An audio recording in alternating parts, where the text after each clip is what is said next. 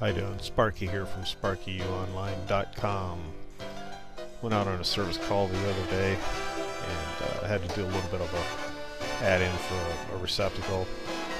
And the family talked about upgrading their service, but they didn't want to spend a whole lot of money. So I got out there and I took a look at it, and first thing that I asked him is, I said, what year was this house built in? He says, 1947. I said, well, I guess so. And so we kind of took a look around and everything else, and I gave him an estimate on what it would cost to upgrade a service from 1947 to 2010. And at least the standards there.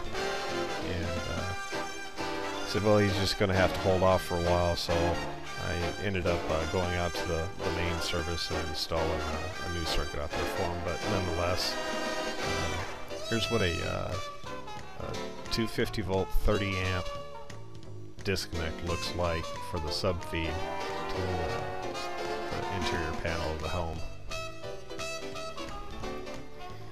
And there you have it, 230 amp fuses. And of course you've got the cloth wiring in there. And I'm going to have to look this up and find out what type of insulation that is.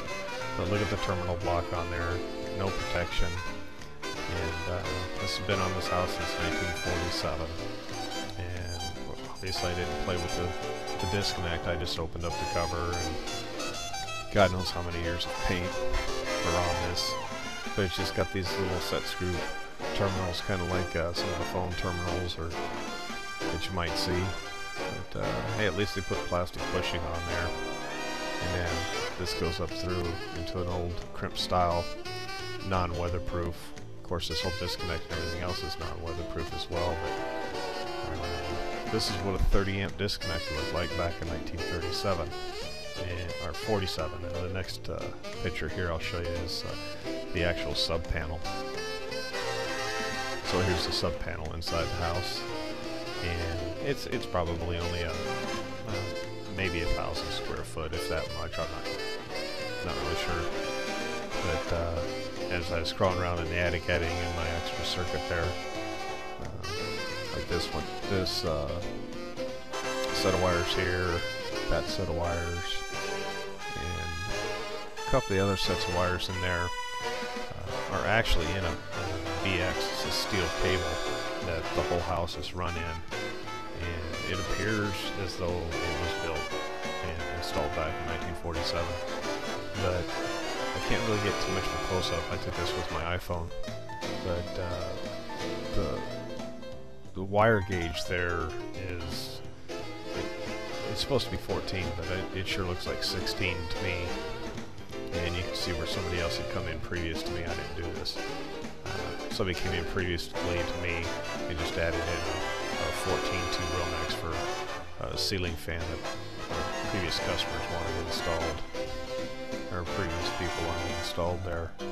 But anyway, so you got a 30 amp there, and you got 220 amps and 215 amps, and that one there, taking a look at it, doesn't look like the interior of it was removed, so to me I think that was a spare. But nonetheless, this is something from 1947. You're going to run into it, and when you do, take the high road and try and upsell them and get them into a new panel. My particular customers just weren't in a situation to spend the money right now, but they are making provisions for it for the future here, so I'll be doing an upgrade on this as well, and doing a interior sub panel, or I might go ahead and do an exterior all-in-one panel, just refeed everything, but they want me to rewire the whole house, and something I've never done before, especially a 1947 house with all plaster walls. So anyway, just something I ran into and thought I'd pass it along. Hope you guys are having a great day. Have a good weekend. Talk to you later. Sparky from Sparky.